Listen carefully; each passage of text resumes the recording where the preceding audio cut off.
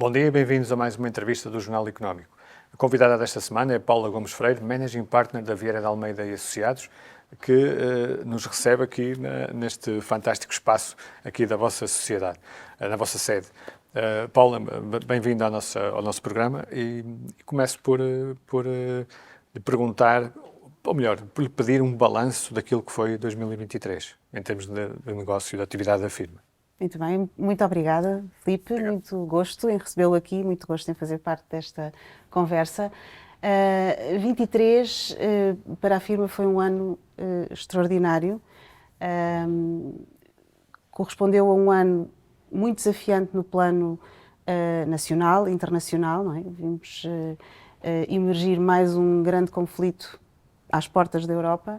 Vimos o nosso governo entrar aqui num processo de descontinuidade e, portanto, com os desafios que isso tudo coloca, mas... Aumentou a incerteza. Aumenta muito a incerteza. Eu acho que essa é aliás, aquilo a que nos tivemos que habituar nos últimos tempos é que, de facto, fazer previsões ou olhar para a frente tem esse enorme desafio da incerteza.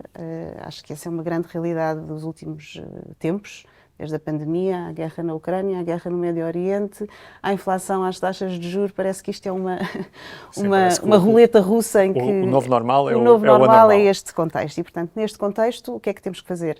Foco absoluto na qualidade do nosso serviço, nos interesses dos clientes, entregar o melhor de nós próprios, mobilizar as equipas, apostar nas pessoas, fazê-las crescer. Acho que é isso que fazemos todos os dias, é isso que me move e que nos preocupa todos os dias.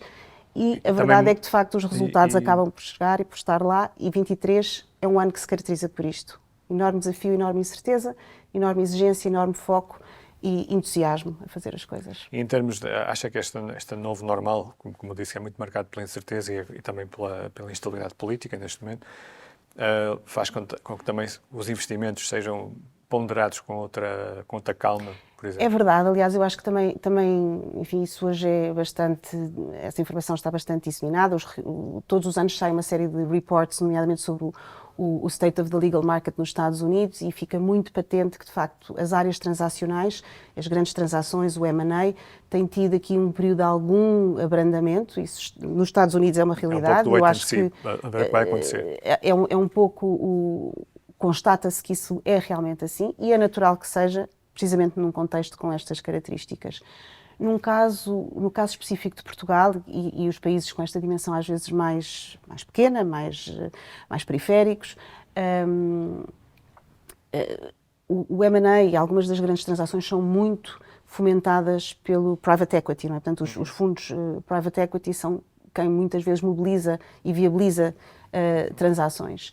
E num contexto, de facto, de taxas de juros elevadas, é natural que haja aqui um bocadinho de abrandamento, de mais wait and see, o que é que vai acontecer, onde é que aplicamos os fundos, cá temos menos risco, mas também temos menos retorno, mas podemos ter menos risco. Portanto, há aqui o fim da era do dinheiro barato acabou, acho que acabou, acho que isso não quer dizer que não volta a acontecer, mas aqueles tempos de taxas de juros quase ou negativas, como chegámos a ter, nem sequer eram normais, não é? Também com um impacto negativo naquilo que é a atividade da própria banca e com muitos desafios para a banca nesse contexto, como também verificámos, mas é onde estamos, de facto, com uma inflação que parece contida, não é? Os sinais são positivos, embora depois, por outro lado, lá vêm os desafios do Mar Vermelho e do Médio Oriente a pôr outra vez pressão nas cadeias de distribuição e na forma como isso volta a criar aqui alguma preocupação. Mas, enfim, esta política de aumento de taxas de juros parece ter funcionado e parece que atingimos aqui um ponto de alguma tranquilidade ou numa expectativa de que as taxas não continuem a subir desenfreadamente. Esse parece ser o cenário para este ano, mas é como dizíamos há pouco, acho que é sempre impossível prever. E para este ano, portanto, se estou a interpretar bem, portanto, acha que as empresas e, sobretudo, nesta área do M&A, por exemplo, estão à espera do que vai acontecer em termos políticos? Eu acho que é natural que seja um ano de alguma continuidade daquilo que foi 23. Eu acho que nós temos sempre a expectativa de que possa ser melhor. Eu acho que esta ideia de que a inflação está mais contida e que há uma estabilização das taxas de juros traz aqui alguma maior confiança, maior previsibilidade. mas também as coisas os saltos não são de um dia para o outro e, portanto, é natural que seja um ano de alguma continuidade. Sempre com oportunidades. Eu acho que, aliás, em Portugal também estamos aqui num timing difícil, uma vez que temos eleições daqui a 2 meses, pouco menos de 2 meses já. Vamos ter mais um orçamento retificativo, vamos ter provavelmente mais um orçamento retificativo, temos um conjunto de investimentos para fazer no país e fundos disponíveis ao abrigo do PRR que, enfim, vamos acreditar que vão acontecer e que vão vir com força com o governo em funções, mas estamos também aqui num tempo de uma expectativa do que é que vai sair de umas eleições cujo resultado ninguém consegue prever muito bem. E por isso é natural que haja aqui um tempo de ponderação. Tendo em conta esse enquadramento, olhando para as áreas de prática do escritório, quais são aquelas onde espera maior atividade este ano? Vamos lá ver. De facto, as áreas transacionais, apesar deste tempo de maior incerteza e de alguma expectativa, não deixam de ser áreas sempre âncora e onde muita coisa acontece. Não é? Portanto, são áreas que são o M&A, o imobiliário, o mercado de capitais, bancário e financeiro, são sempre áreas onde há atividade. Se calhar não com o nível que às vezes assistimos em anos mais... Há alguns setores que este ano devem estar ativos nessa área. Exatamente, banca, mas por de facto... Exatamente, o tema do novo banco, alguma expectativa de que haja de facto aí novidades. O setor da energia é um setor que, até pelas questões da transição energética, tem sido particularmente ativo e tem dado aqui lugar a muitas oportunidades. Temos a expectativa também de vir a ter aqui algumas transações importantes em Portugal, no contexto também de alguns temas que estavam já anunciados pré-eleições e, portanto, acho que as áreas transacionais são sempre vão continuar a ter uma atividade. Isto não é contraditório com aquilo que eu estou a dizer relativamente a um período mais expectativa e de mais ponderação. Mas vê interesse ainda dos fundos em Portugal, dos private equities? Sem dúvida. Aliás, acho que Portugal, apesar de tudo, e apesar da queda do governo, e apesar de estarmos em período eleitoral, se tem conseguido manter, por um lado, pela sua posição geográfica, que neste contexto mais incerto, no plano geopolítico, acaba por ser uma vantagem. Estamos um bocadinho na periferia e isso joga a nosso favor neste contexto. Eu acho que tem conseguido manter aqui é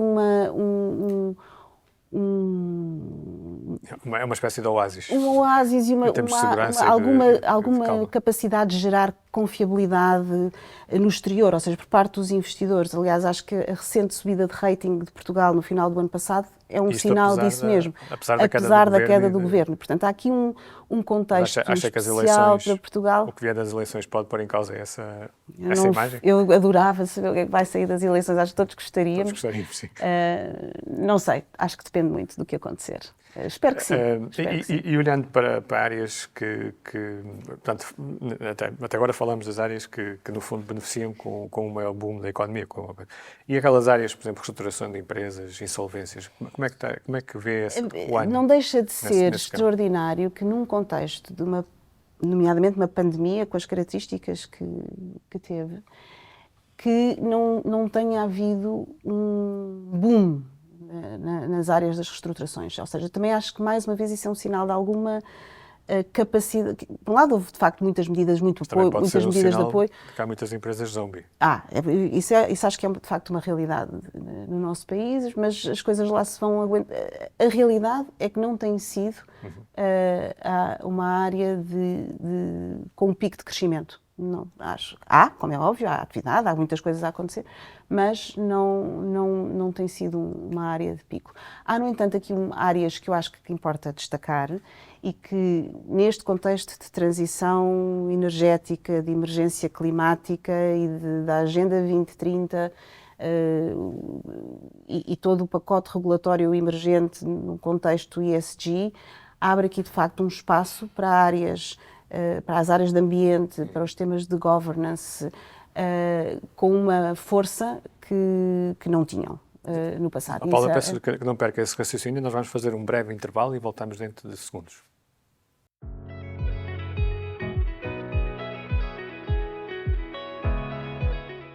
Bom dia e bem-vindos de volta a esta entrevista com Paula Gomes Freire, Managing Partner da Vieira de Almeida Associados. Estávamos a falar precisamente do ESG e estava a falar precisamente do G do ESG, que normalmente fala-se muito nos aspectos ambientais e também nos sociais, mas pouco no tema da governance, da governança em português. É um desafio ainda que muitas empresas portuguesas têm pela frente. Sem dúvida, acho que esse é o tecido empresarial português é essencialmente feito de empresas familiares, de pequenas e médias empresas. O nosso panorama de sociedades cotadas é muito diminuto. Muito reduzido. E, portanto, de facto, os temas do bom governo societário são uma preocupação em Portugal. E às vezes parece que há aqui um contraditório. Se, por um lado, onde haveria um enorme espaço de crescimento, poderia ser, de facto, do pequeno universo das sociedades cotadas, onde as exigências são maiores e onde há uma série de obrigações a que estas sociedades estão obrigadas. Mas é também o ecossistema onde há mais know-how e onde há mais caminho feito. E, de facto, onde não há uma imposição, muitas vezes, legal para determinadas estruturas, há, por outro lado, um espaço enorme de progressão e de caminho a fazer. Nós temos vindo a reforçar aqui as nossas competências na área de governance. Aliás, temos vindo aqui a desenvolver um plano de ação para identificar um conjunto de oportunidades que entendemos que existem de forma muito preponderante no panorama nacional português. Os critérios de ESG vão ser relevantes para as empresas terem acesso a financiamento. Como é óbvio, portanto, sem dúvida. Melhorar, por exemplo, exatamente. Melhorar a governance das PMEs, por exemplo, é importante para o futuro. É uma área onde eu acho que há muito para fazer. E há temas até, por exemplo, relacionados com a sucessão e quando são empresas familiares. Exatamente, sobretudo as empresas familiares, planeamento de sucessão, planeamento de temas, muitas vezes, da própria composição da estrutura do societária. papel que os membros da família podem ter, por exemplo, nos vários órgãos sociais, mas vem as relações com por parte terceiros. dos clientes nisso? Eu acho que estas coisas são muito... É um caminho que se vai fazendo, não é? Acho que se olharmos há meia dúzia de anos atrás e ao ponto onde estamos hoje, os temas têm, de facto, ganho uma relevância e uma preponderância que não tinham, e acho que é um caminho que se vai fazendo e que uns vão puxando outros e que, de facto, pela via do financiamento há sempre uma força grande. Aí a banca é decisiva. A banca acaba por ser decisiva também e, portanto, acho que há aqui uma expectativa de que... E acha que o caminho passa por mais autorregulação, como tem feito, aliás, o IPCG, com o Código de Autorregulação? Passa mais por aí ou o Estado tem que ser mais interventivo? O Estado e os reguladores? Eu acho que um caminho de autorregulação tem enormes méritos porque mobiliza de dentro para fora, não é? E muitas vezes é mais autêntico. É mais autêntico e acaba por trazer, de facto, trazer as empresas e as organizações para dentro. A questão é que, de facto, regulação há. Eu acho que se há coisa que podemos dizer é que estamos, de facto, debaixo de uma força regulatória bastante expressiva e nem sempre se conseguem retirar todos os resultados e os benefícios que gostaríamos. Pelo contrário, muitas vezes o peso regulatório, sobretudo em alguns setores, como a banca, por exemplo, acaba muitas vezes até por ser uma coisa que no fundo pesa, não é? Pesa na agilidade, na capacidade de fazer coisas e, portanto, quando é excessiva também pode ser... Que setores como a banca ou as telecoms, por exemplo, têm sido demasiado reguladas. Fustigada. Isso vê-se regulação, na sua capacidade, às vezes até para endereçar determinados desafios, nomeadamente, por exemplo, no caso da banca, o tema da digitalização e o confronto com players que hoje são muito mais ágeis, que não estão sujeitos ao mesmo tipo de regulação, são uma enorme desvantagem competitiva, se quiser, embora também sejamos todos capazes de perceber de onde é que vem de onde é que isto vem e a razão de ter que existir a regulação. E não há dúvida que a regulação é essencial. O ponto de equilíbrio nem sempre é uma tendência, não só para termos muita regulação ou muita burocracia, se quisermos, mas também uma tendência para haver certos formalismos, ou seja, em que podemos ter um banco que cumpre todos os formalismos e mais alguns, mas depois, na prática, acaba por...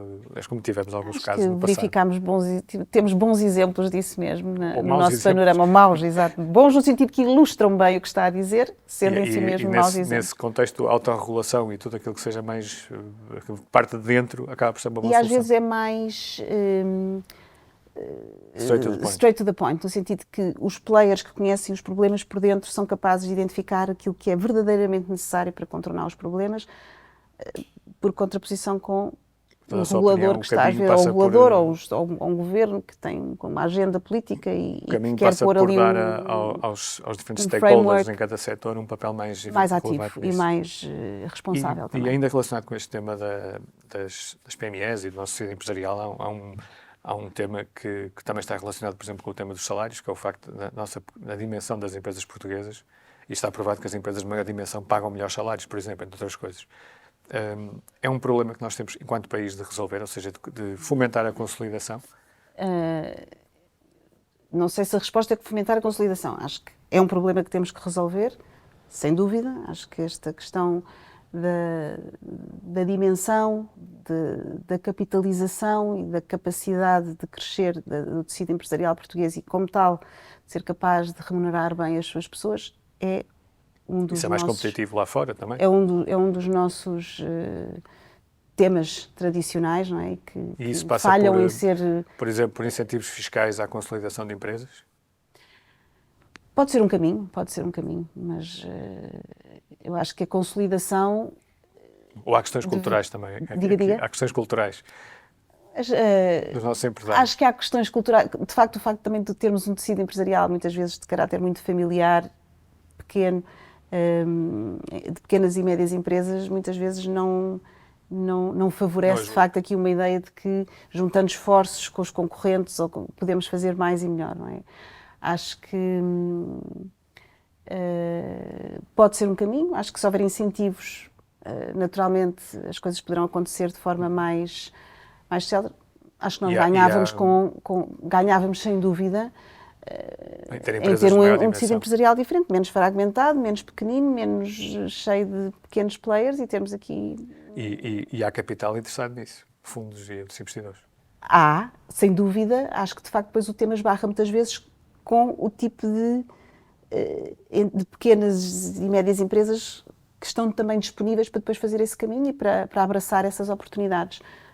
Mas cá está, como tudo, há oportunidades, elas acontecem e nós temos, aliás, acompanhado aqui no escritório alguns projetos de pequena, média dimensão, muito interessantes, com players internacionais e com um enorme potencial. E acho que isso também é um sinal positivo de alguma confiança para o futuro. E já que estamos a falar de consolidação, há também um tema que é a consolidação no próprio... na advocacia. Tem havido alguns movimentos? Tem havido, e acho que nós estamos no mercado... É uma tendência para que vai continuar? Admito que sim.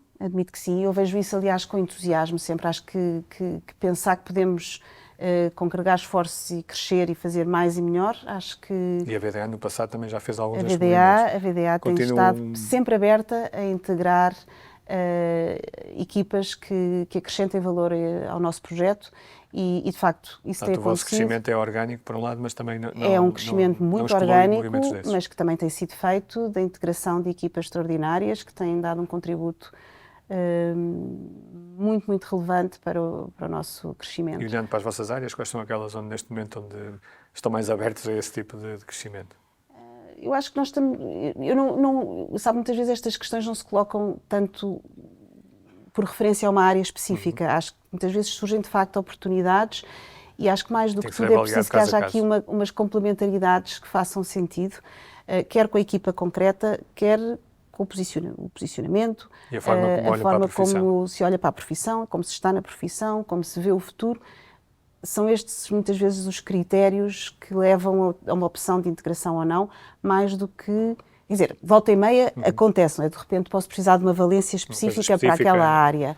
Mas depois há outros fatores mas que estes têm fatores, a ver com as afinidades entre as pessoas. estes fatores que lhe humanos, referi, não é? De forma de estar, de visão de futuro, de vontade de crescer, de fazer acontecer. E quando se fala de Acho M&A, que sobretudo numa área que tem a ver com o talento humano, é é muito importante as pessoas estarem na importante. mesma sintonia. Esta questão de uma identidade ou de uma identificação de valores, quando de facto estamos a juntar equipas de profissionais, não é? O nosso E ativo são apenas acha que as pessoas. no mercado houve alguns movimentos que se calhar não correram tão bem como poderiam por não terem isso em conta?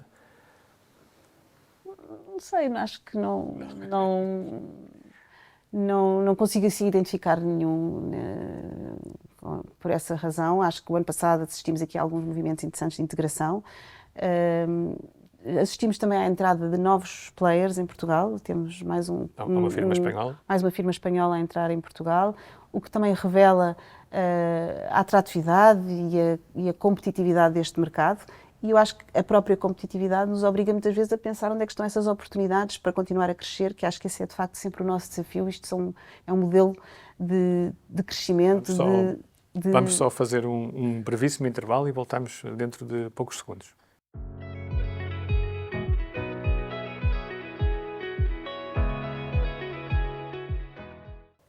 Bom dia, bem-vindos a esta entrevista com Paula Gomes Freire, Managing Partner da Vieira de Almeida e Associados. E estávamos precisamente a falar de consolidação no setor da advocacia. É sabido também que temos agora novas regras relativas à multidisciplinaridade, à possibilidade de aparecerem consultoras e sociedades de trabalho em conjunto. É algo que está no vosso radar também? A primeira coisa que eu acho que é importante dizer-lhe é que a VDA é e pretende continuar a ser uma sociedade de advogados. Não está nos nossos planos transformarmos ou fazermos um caminho, enquanto VDA, portanto, nos transformarmos numa sociedade multidisciplinar. Nós entendemos que a nossa diferenciação e o valor que acrescentamos aos nossos clientes passa por esta nossa identidade, por esta nossa natureza de sociedade de advogados. Há aqui Ou seja, isso é uma mais-valia. Uma enorme mais-valia. Há aqui uma magia num partnership feito de advogados que eu acho que tem uma capacidade de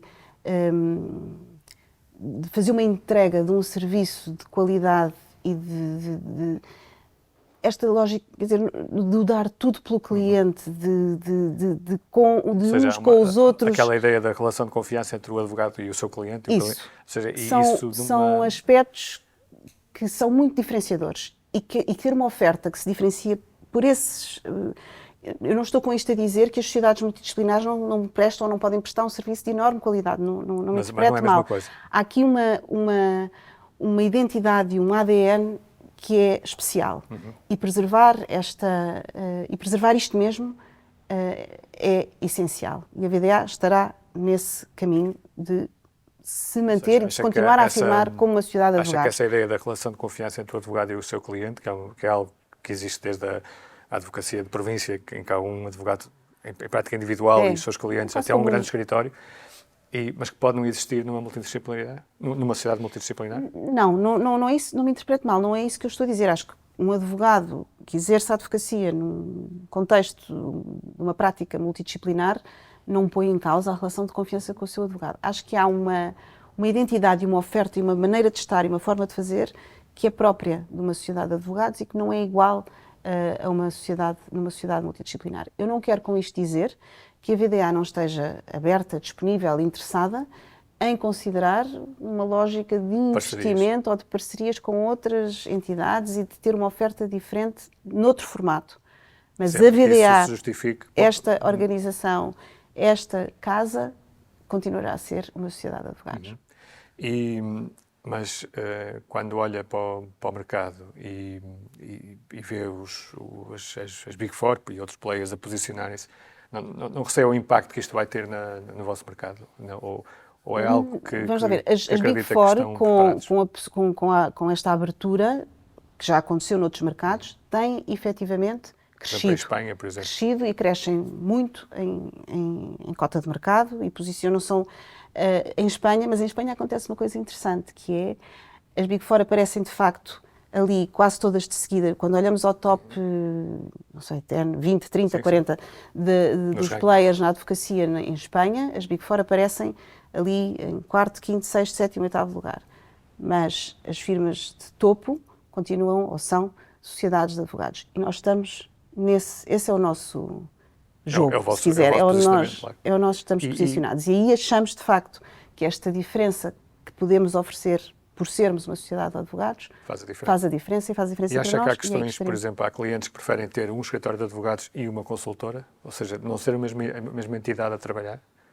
Isso acontece hoje em dia, depende de facto, depende do assunto em causa, não é?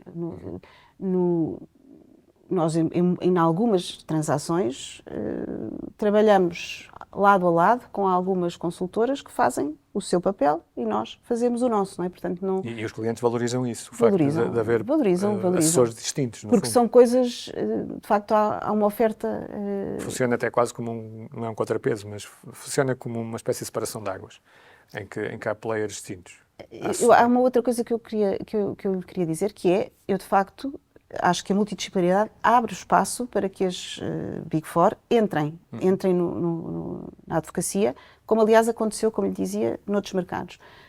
E, portanto, não vejo isso com naturalidade, vejo isso como mais... É um desafio, sobretudo, para as firmas de média dimensão. Acho que é um desafio para todos, mas acho que, como lhe digo, o posicionamento da VDA está... Neste caminho e neste serviço de um determinado tipo de clientes, de um determinado tipo de trabalho, onde queremos continuar a ter uma oferta que é esta. E acha que a aposta, por exemplo, na tecnologia pode também ajudar os escritórios a fazerem frente a esses novos players? Eu acho que esse é o tema da tecnologia e a emergência da inteligência artificial são... Bem, a tecnologia já não há como não abraçar e não incorporar nos nossos processos e fazer as coisas de forma mais eficiente. Acho que não há outro caminho, não há outra possibilidade. Acho que a emergência da inteligência artificial generativa é um verdadeiro game changer. Acho que acho que chegamos àquele ponto em que o modelo de negócio na advocacia, mas na verdade em qualquer setor, até nos mídias, é posto em causa e é desafiado pela emergência da inteligência artificial. Mas é uma oportunidade, se calhar, para, é uma oportunidade para libertar as pessoas eu acho e focá-las eu acho que ter a oportunidade de liderar uma organização e de estar a viver o tempo que estamos com uma realidade como esta é um privilégio enorme. Acho que é muito entusiasmante, fundo, pensar naquilo que temos que fazer e naquilo que podemos fazer. De transformar a organização e de libertar os seres humanos, no fundo, para tarefas de maior valor acrescentado, utilizando a tecnologia e também por aí, colocar a tecnologia a fazer as tarefas menos naturalmente, aquilo que puder ser automatizado e produzido ao clicar de um botão, obviamente será. Essa é a história da humanidade. Não há nada que não tenhamos sabido aproveitar a nosso benefício. Acho que faremos o mesmo com a inteligência artificial. Acho que traz desafios muito significativos. Acho que há riscos e que temos que saber acautelá-los. Como sociedade em geral, acho que há muitos temas que são muito... E há questões éticas, deontológicas. Sem dúvida, acho que há muitos temas que têm que ser endereçados, tratados. Aliás, nós integramos aqui um consórcio para de facto poder pensar numa inteligência artificial responsável e, portanto, poder fazer este caminho de endereçar esses desafios em conjunto. Acha que os advogados podem ter um papel importante nessa área? Acho que sim. Acho que, como comentávamos há pouco, acho que não pode ficar temos só temos uma profissão que tem este lado especial de podermos ter um papel ativo e de impacto na sociedade e, portanto, que nos compete. Este é um assunto muito sério para ser deixado apenas na mão dos engenheiros. Sem dúvida, sem dúvida. Portanto, tudo aquilo que puder ser substituído será. Acho que temos visto isso ao longo da nossa história. É o que tem acontecido, não é? É o que tem acontecido. Sim, últimos séculos, sobretudo. Como não é? Já não andamos de cavalo, nem há... os correios também são de outra maneira. Toda esta evolução, se pensarmos na quantidade de coisas. E o que é que fizemos sempre? Fomos sempre capazes de nos adaptar. A grande dúvida aqui é se a velocidade a que a coisa acontece e as desigualdades que podem surgir. E surgirão. Tem que haver aí mecanismos de... Estes tempos em que surge uma tecnologia completamente disruptiva, são disruptivos e podem ter esse tipo de impacto. Mas eu acho, de facto, que voltando aqui ao nosso modelo ao exercício da advocacia e ao posicionamento da VDA, eu vejo na inteligência artificial uma oportunidade enorme de nos puxar, de facto, para o tipo de serviço, o tipo de advisory onde queremos estar, que queremos fazer, não é? Porque a partir do momento que aquelas tarefas que muitas vezes são muito time-consuming, muito exigentes de um ponto de vista analítico, essas estarão, na verdade, disponíveis. Aliás, o preservar daquilo que é o nosso acervo de conhecimento e que é aquilo que nos diferencia e ser capazes de nos associarmos aos nossos clientes no insight, na capacidade de perceber o seu negócio, na capacidade de ser um parceiro. Mas isto muda completamente o vosso negócio. Aliás, até na forma como são faturados os serviços ao cliente. Mas posiciona-nos precisamente onde queremos estar. Ou seja, a capacidade de, a partir de um conhecimento profundo da lei, não é? Da legislação, ser capaz de prestar um serviço de advisory premium que nos permite, ou seja, ficarmos libertos para poder conhecer mais, conhecer melhor, poder desenvolver competências mais num plano seja na própria capacidade dos advogados mais novos de desenvolverem mais cedo uma capacidade de acompanhamento estratégico dos desafios dos clientes, de poder apurar a sua capacidade de avaliar risco. E acha que a IA, por exemplo, reforça a natureza preventiva da advocacia? Por exemplo, um cliente... Eu chego aqui com um tema super complexo que envolve milhões de euros para resolver, por exemplo. Aliás, era bom sinal se fosse possível, mas não. mas a VDA podia dizer-me, com base na informação que nós temos disponível, o seu processo tem X% de possibilidades de ser bem sucedido. É esse tipo de coisa que estamos a falar. Não tenho uma dúvida. Portanto, aliás, acaba por ser muito mais preventivo. Em alguma medida já acontece. Acho que já existem sistemas desses. Já existem sistemas desses. A previsibilidade dos resultados, que esse é, aliás, um dos riscos da inteligência artificial, não é? Que passamos a confiar num oráculo que nos diz, com base nos dados, tudo o que vai acontecer. E, portanto, parece que são aquelas profecias que estão feitas à partida e onde é que depois entra a nossa capacidade de sermos nós a tomar as decisões e dizer que é por aqui ou por ali, se apenas nos fiarmos naquilo que vem. E o segredo do sucesso vai estar em conseguir conciliar essa capacidade das máquinas com o nosso juízo e com a nossa razão, no fundo. E por isso o tema é anterior, não é? Acho que está na base, está na origem da qualidade dos dados, na forma como os algoritmos são construídos. Portanto, estes temas são muito, muito críticos. E na capacidade do advogado também pensar pela própria cabeça e avaliar a situação. Há um desafio que é indiscutível nestes tempos de transição, que muitas vezes falamos, que é como é que nós asseguramos que, a partir do momento que temos advogados mais jovens, um estagiário que entra e que não tem que fazer um caminho de aprendizagem on the job, que caracterizou aquele que foi o processo dos advogados mais séniores nos dias de hoje e que têm um saber feito de experiência, de ter passado pelas coisas, este acervo, onde é que fica a capacidade de facto de como é que nós formamos e como é que o nosso modelo é um modelo de aprendizagem, não é? Um modelo de aprendizagem. E, portanto, a partir do momento que essa aprendizagem passa a ser feita noutros moldes, não é? E aquilo que temos que saber, se cá são coisas diferentes. Eu acho que há um exemplo ótimo não sei se sabe, os taxistas em Londres tinham, em tempos, não sei se ainda é assim, memorizavam as ruas mas todas, sabiam sim. as ruas. Acho que o exame que eles fazem... Exatamente, tinham que saber o nome de todas as ruas. E a questão é, hoje em dia basta ter um telemóvel. Não faz falta saber. E, portanto, aquilo que precisamos de saber e aquilo que temos que aprender vai mudar.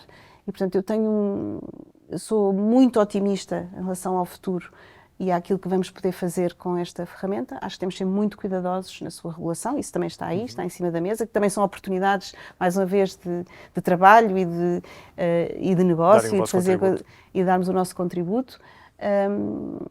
E por isso, como sempre que surge qualquer coisa que nos desafia e nos abana, é bom Dá que pensar, mas pensar nas oportunidades que também se abrem. é aquela máxima do primeiro estranha-se, depois entranha-se. Exatamente. Paula, muito obrigado por esta conversa e por nos ter recebido aqui nesse espaço fantástico. Obrigada, Filipe, o prazer foi Foi todo um meu. enorme gosto. E o Jornal Económico vai continuar a acompanhar este setor e também o setor da consultoria e da banca de investimento com o novo projeto JE Advisory que lançamos hoje e que pode acompanhar tanto na edição online do Jornal Económico, em www.jornaleconómico.pt, mas também em papel, na edição impressa, que sai como suplemento do Jornal Económico uma vez por mês. Até lá, continue a acompanhar a atualidade do nosso site e um bom fim de semana.